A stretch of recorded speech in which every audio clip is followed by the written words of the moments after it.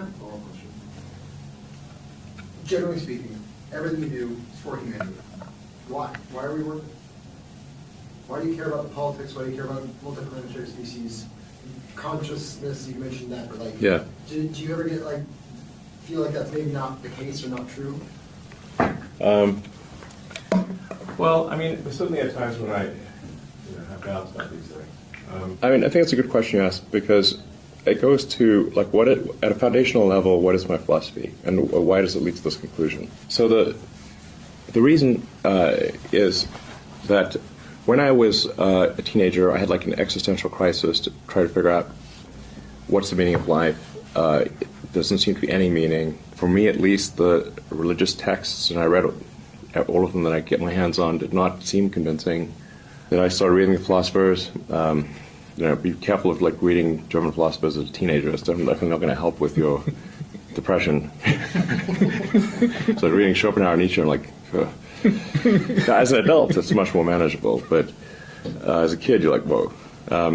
So then I was like, man, I'm just like struggling to find meaning in life here. And then I read Hitchhiker's Guide to the Galaxy, and basically what Douglas Adams was saying is that we don't really know what the right questions are to ask. Like, the question is not what's the meaning of life.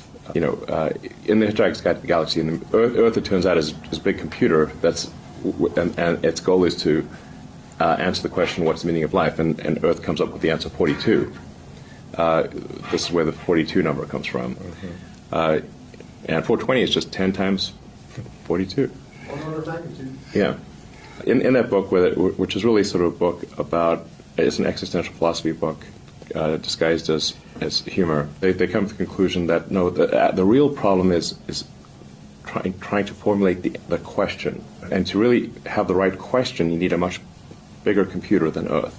And so maybe one way of characterizing this would be to say the universe is the answer. What is the question? What are the questions?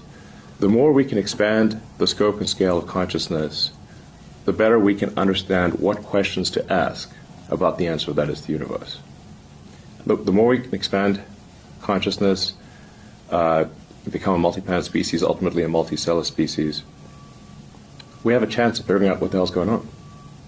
And so, and this is why I think we should have more humans and more digital, both biological and digital consciousness, and why we should become a multi-planet species and a multicellular species, is so that we can understand the nature of the universe.